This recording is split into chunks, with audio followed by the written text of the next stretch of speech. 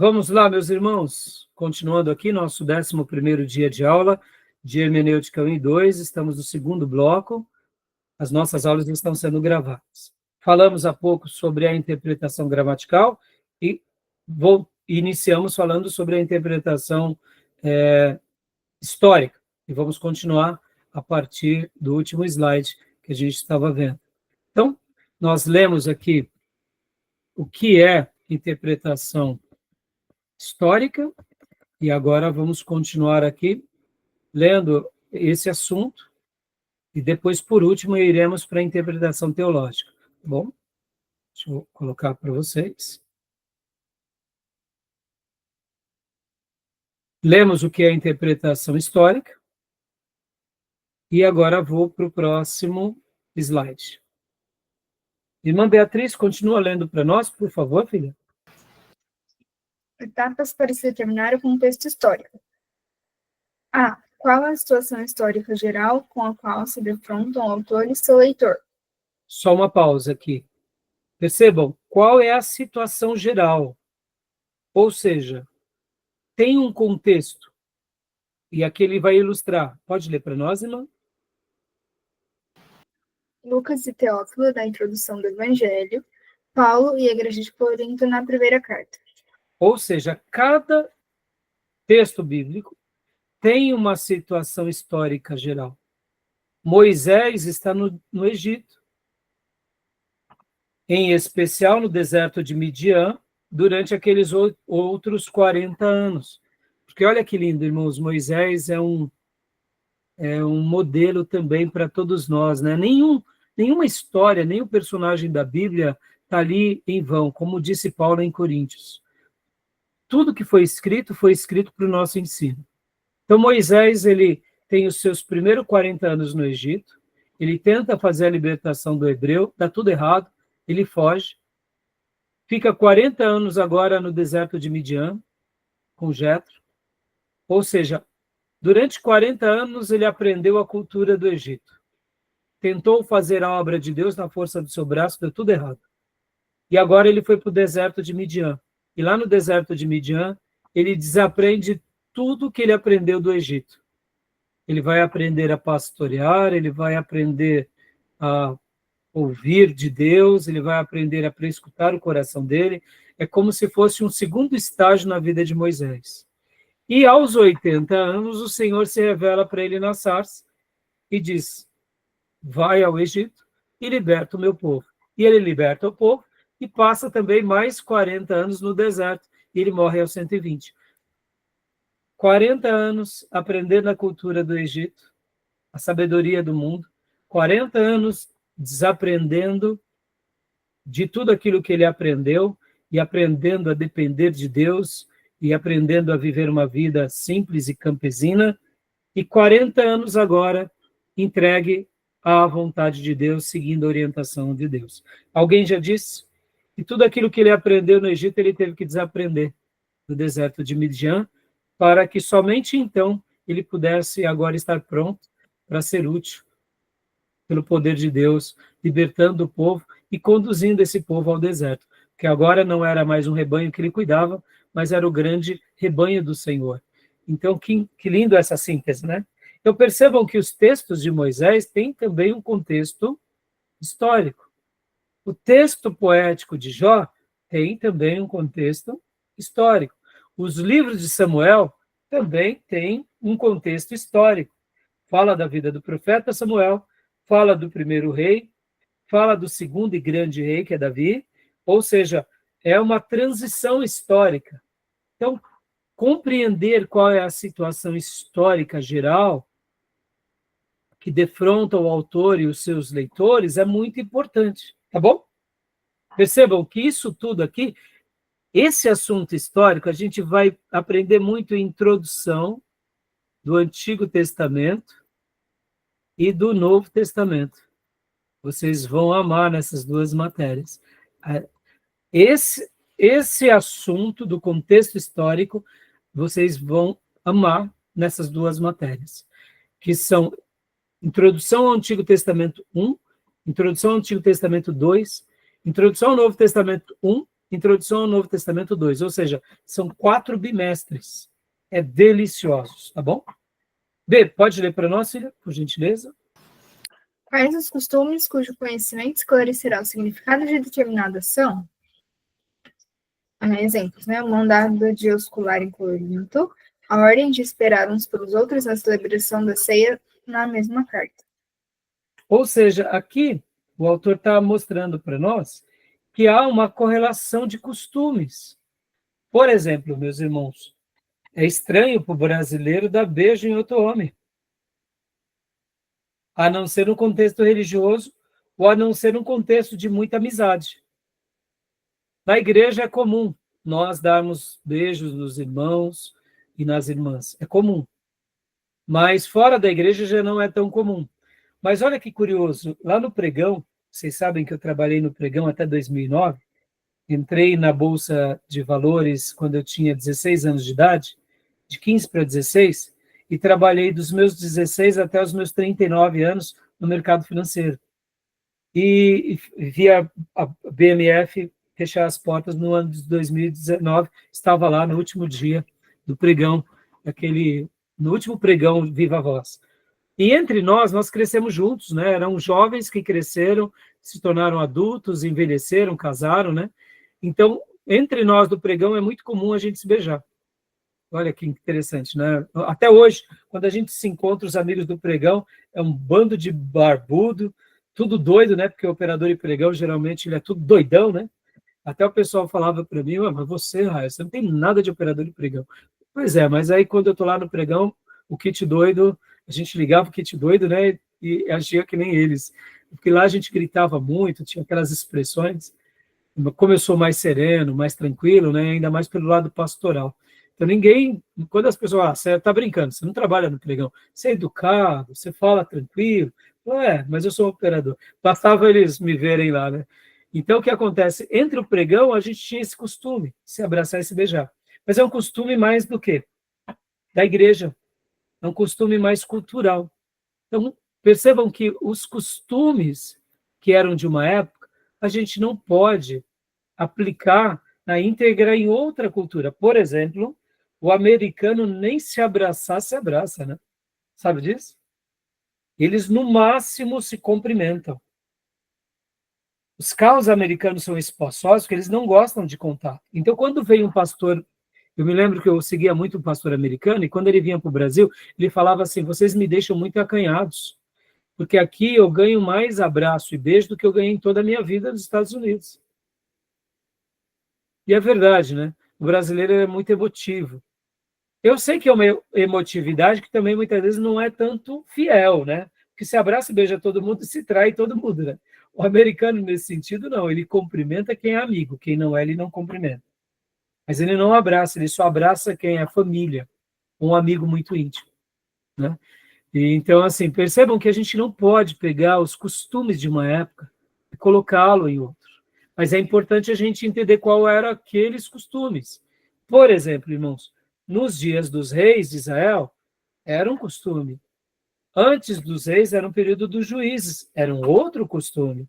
Antes dos juízes era o período de Josué, e depois, antes disso, era o período do deserto, ou seja, costumes diferentes. Já no Novo Testamento, o povo de Deus está debaixo do Império Romano, já não está mais com seus reis, como eram nos dias dos reis. Percebam, é tudo muito diferente, né? Outra coisa aqui que ele também fala sobre a celebração da ceia, né? Lá em Corinto, lembra que Paulo fala, esperem uns pelos outros? É tão estranho para nós, não é? Pastor, mas por que tem que esperar? Se na hora da ceia todo mundo vai lá e... Qual é o problema do irmão tomar o cálice ali na frente do outro? Não é que havia um problema assim, talvez você pense assim, porque a ceia naqueles dias era feita junto com, literalmente, uma refeição. Então chegavam os fominhas e comiam todo o pão e bebiam todo o vinho. E quem chegasse atrasado, na hora da ceia, já tinha acabado. Então, o que Paulo estava dizendo era mais ou menos o seguinte, vamos esperar todos os irmãos chegarem, e aí a gente faz a ceia, faz a celebração da ceia e comemos também. E aí todo mundo participa da mesa. Hoje a nossa ceia ela é uma ceia mais moderna, né? Hoje a gente pega um pãozinho, naqueles dias, a ceia possivelmente eram poucos pães, e o vinho, principalmente quando foi compartilhado ali por Jesus com os apóstolos, possivelmente foi um cálice só, que ele distribuiu entre todos. Ou quem sabe uma jarra que ele colocou no copo de cada um. Mas concordam, irmãos, que é anti-higiênico a gente usar um cálice para todo mundo, né? Pense, uma igreja de 50 pessoas, todo mundo vai lá e toma. Então, nem todo mundo tem a mesma educação, o mesmo cuidado, né? E também podem ter questões de saúde, né? Hoje em dia, vírus. Então, percebam, a nossa ceia é uma ceia, eu diria, mais moderna, né? Contextualizada. Podem ver que o nosso pão é pouco fermento. O pão da ceia era um pão sem fermento. O melhor do pão da ceia deveria ser um pão da ceia sírio. Sabe o pão sírio? Sabe aquele wrap lá que a gente compra no mercado, aquele pãozinho sem fermento? O pão da ceia era sem fermento. Então, percebam, é uma adaptação, mas pela cultura nossa. Porque no dia que eu fizesse o pão da ceia, com aquele pão sírio, os irmãos iam achar estranho, não ia? Pode ver que no quadro da ceia de Jesus, naquele quadro clássico, o pão é uma broa, né? E a mesa é uma mesa alta.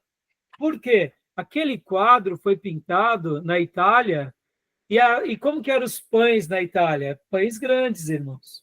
E por que a mesa é alta? Porque é uma mesa italiana. Aquele quadro, A Última Ceia, se não me engano, é de Michelangelo? É Michelangelo? Eu não recordo o autor. Depois confirmem para mim. Aquele quadro é um quadro, pode ver que Jesus é bem clarinho, é bem branquinho. Por quê? O Jesus, para o europeu, ele era quem? Branquinho. Porque o europeu é branquinho. Mas o judeu não era branquinho, o judeu era queimado do sol. É mais ou menos como é o indiano hoje, como é o próprio israelita que trabalha no campo, é bem queimado. Ou seja, Jesus ele estava mais para moreno, né? E a mesa da ceia, ela lembra mais uma mesa de centro.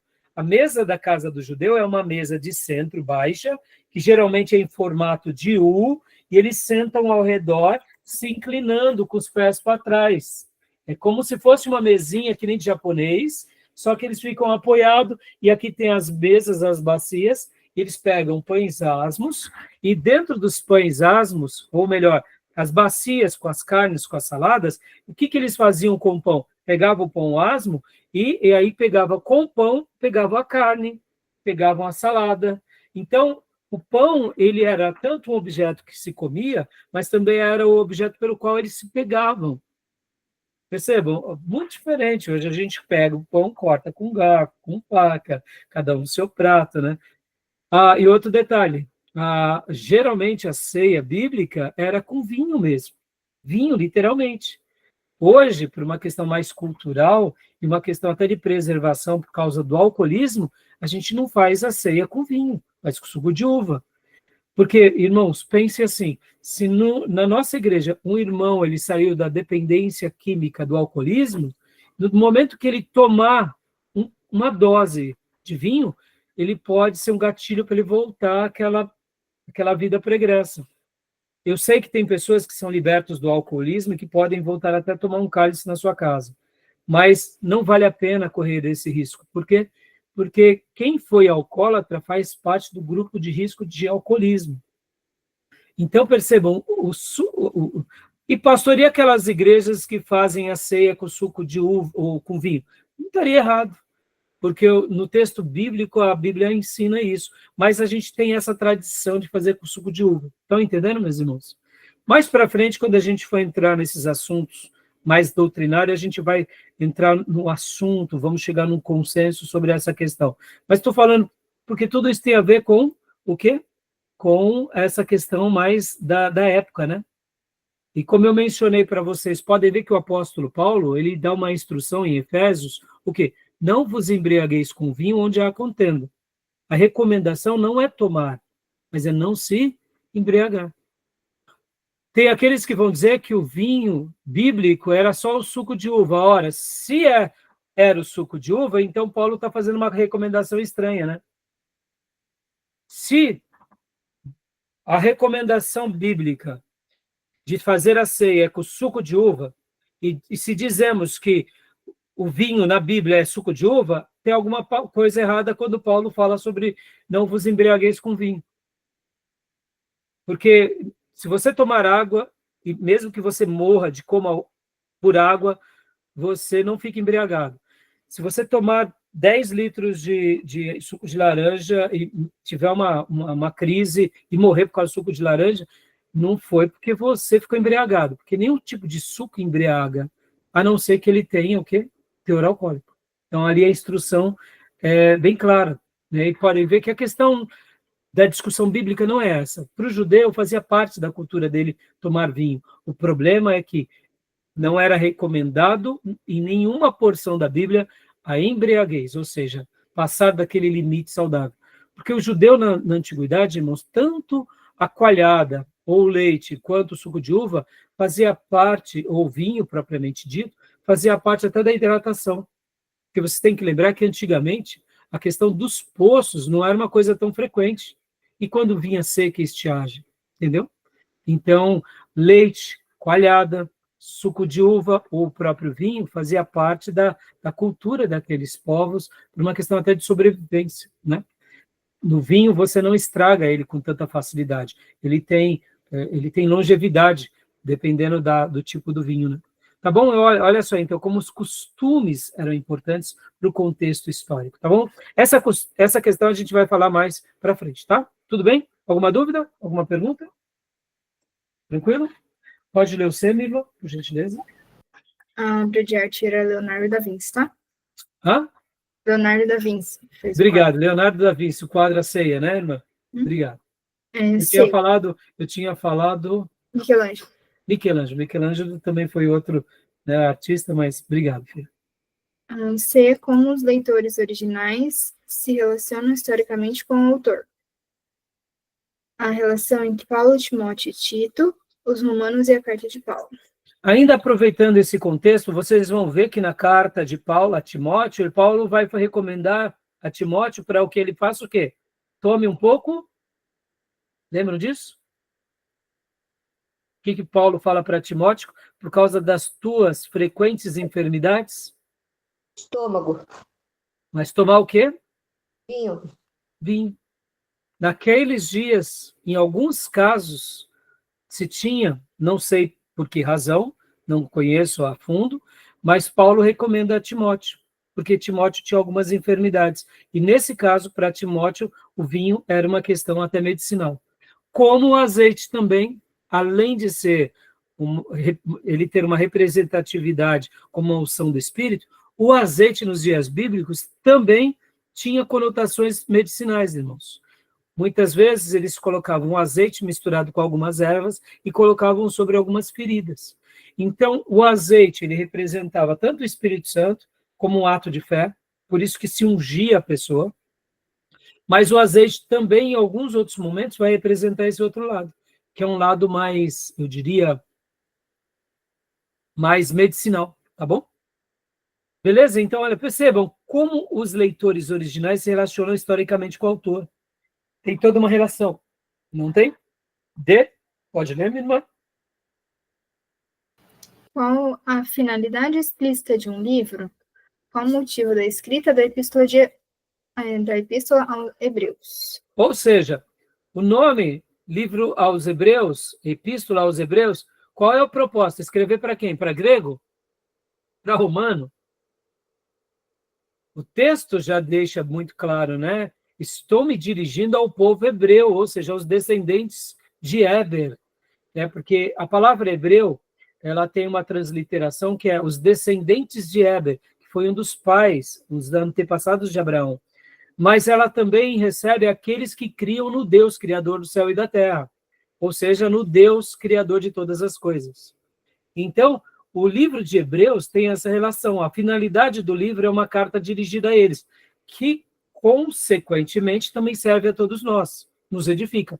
Mas o texto, num primeiro momento, foi escrito para eles, tá bom? Percebam, irmãos, estou gastando esse tempo para mostrar os detalhes históricos, tá vendo?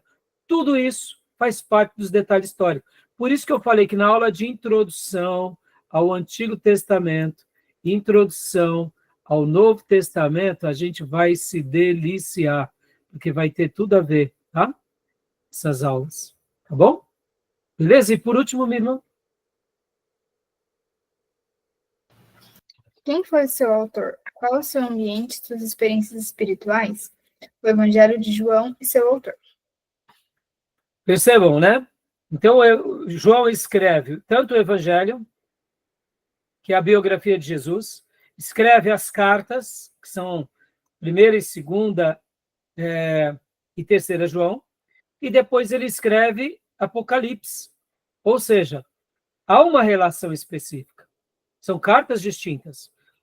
Uma biografia que serve para todos os povos, são cartas que também vão servir para as igrejas, e aqui é um livro de revelação, ou apocalíptico, que serve para mostrar as últimas coisas. Então, perceba como é interessante essa relação. São contextos, são experiências espirituais, são acontecimentos, né? Um ambiente próprio, tá bom? Tudo bem até aí? Alguma dúvida? Alguma pergunta? Não? Resumo método histórico gramatical. Então, agora a gente vai vir para um resumo. Lembra que eu tinha dito, irmãos, olha, que do método gramatical histórico, talvez por uma questão de didática, fala histórico-gramatical, tá? Eu prefiro método gramatical histórico, tá, irmãos? Mas se convencionou histórico-gramatical, tá? Então, agora a gente vai vir para um resumo dos dois, e lembra que o resumo dos dois coaduna na ideia teológica. Tá bom? Por isso que eu já disse para vocês que quando os livros trabalharem só método histórico-gramatical, também não está errado. O gramatical histórico também não está errado. Mas o pastor não falou da interpretação teológica, mas se subentende que a partir dessa gramática sagrada e dessa história na revelação, que você tem que lembrar que é uma história, que Deus se revela a um povo, a uma geografia, a um contexto, aí se deriva a interpretação teológica. Tá bom? Então, continua para nós, minha irmã, por gentileza.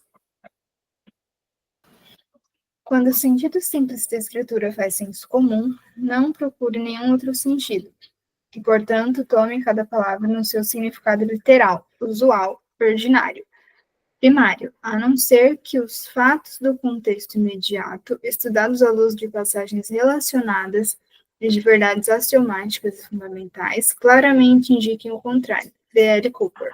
Ou seja, o que esse irmão está dizendo, o que o Cooper está dizendo aqui, nada mais, nada menos do que um resumo do que a gente aprendeu com Lund e com Berkhoff. Sigam do mais simples, vão para o mais complexo, seguindo aquilo que é usual, ordinário, primário, a não ser quando o contexto e as passagens, elas tenham verdades axiomáticas e indiquem o contrário, ou seja, fundamentais e claramente indicam o contrário. Ou seja, essas palavras podem ser uma metáfora, podem estar querendo significar outra coisa, e aí vocês vão para um outro critério de estudo. Tá bom? Super simples. Percebam, são as mesmas palavras ditas de outra forma. Continua para nós, filha, por gentileza.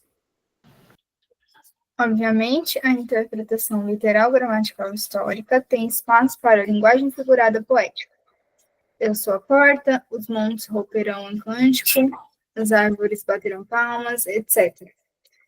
De significado óbvio e indiscutível, só não tem espaço para alegorismos, associar Leão à Inglaterra, confundir Israel e a igreja, etc.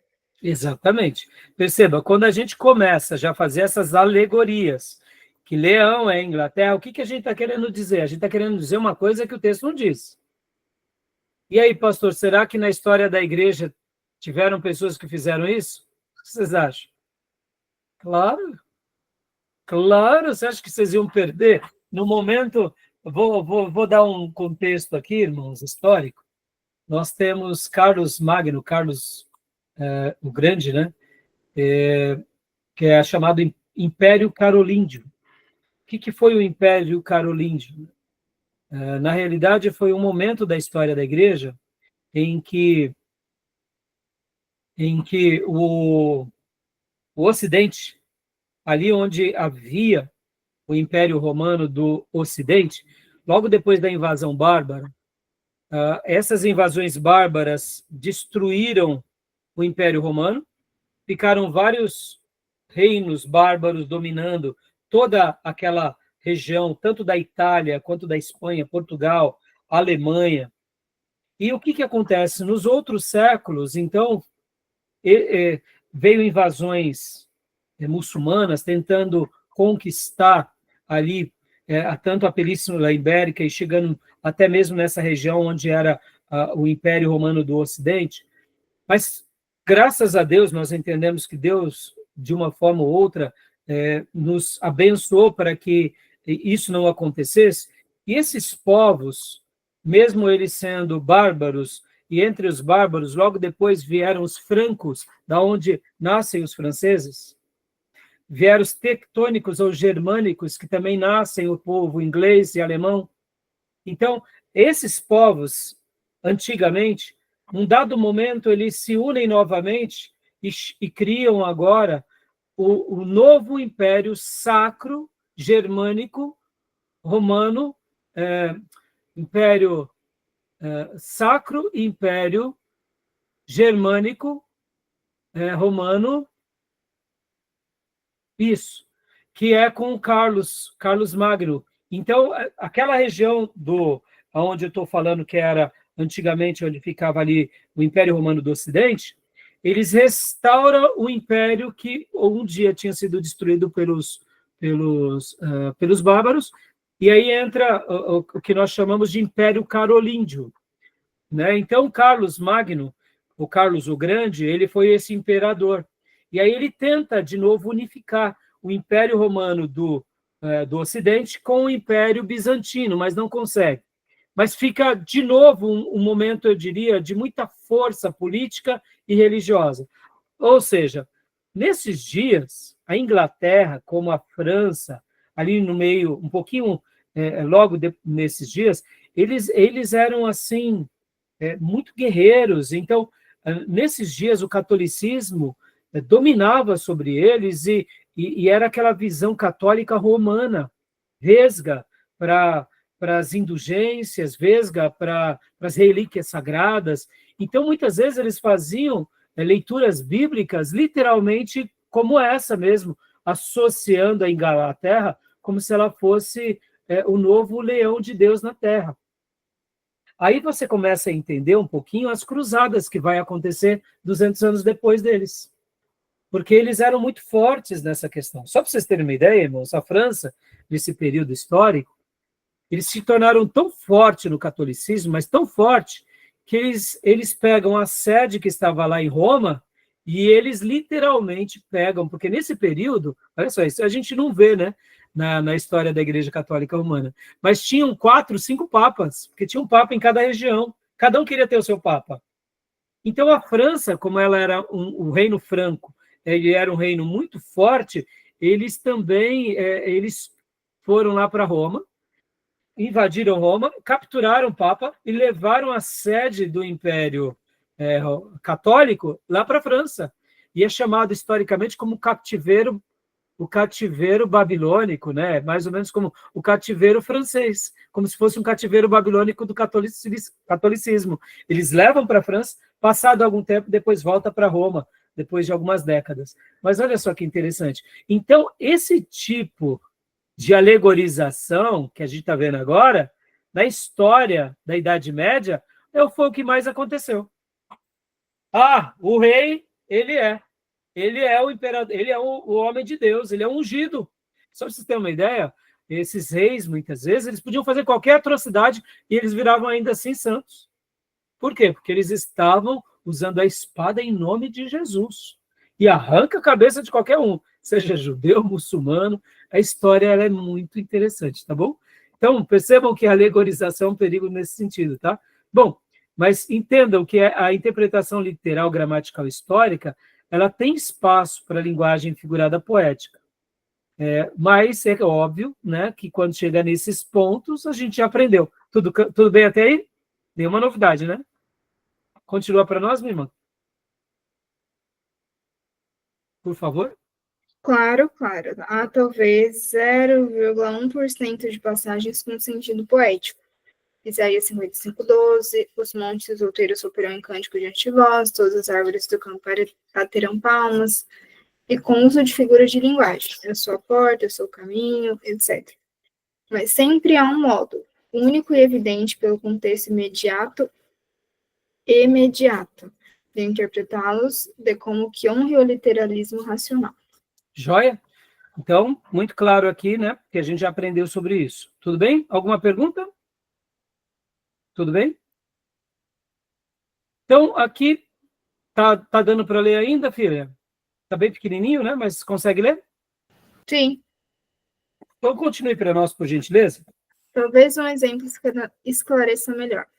Se o jornal diz que a educação é o caminho que o Brasil deve trilhar, isso é linguagem figurada, mas todos, de modo simples e imediato, e honrando o literalismo racional, entendem que caminho não é uma rodovia, e que trilhar não é com os pés físicos literais.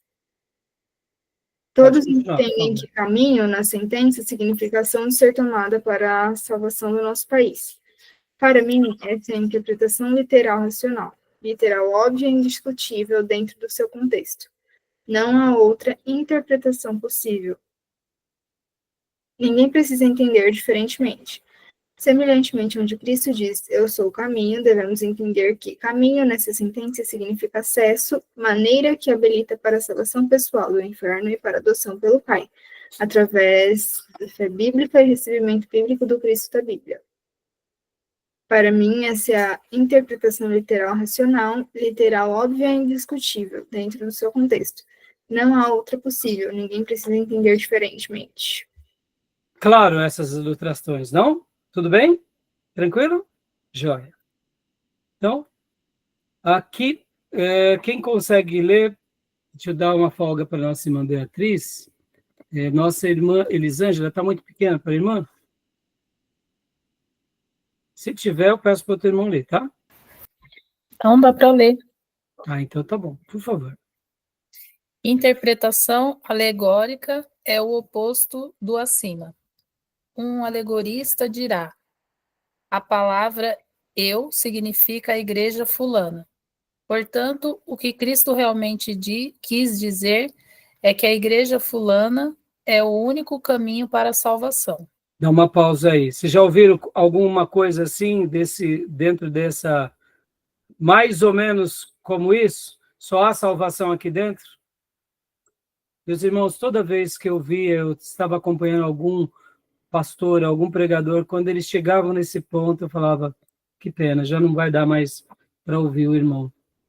Nem para estar junto do irmão, porque o irmão está entrando num campo agora de uma heresia. É uma pena, não é? Então, perceba, a pessoa muitas vezes nem está fazendo uma alegorização, ele está fazendo uma afirmação. A nossa igreja é a única. Porque a gente aqui está certinho, o outro ali está errado. Mas, geralmente, eles usam sempre ou de espiritualismo, ou de visão, ou de cura, ou de dom, e aí eles tomam proveito naquilo que Deus fez como se eles fossem a última bolacha do pacote de Deus na Terra. É uma pena. Não é verdade? Tá bom? Travou aqui, gente.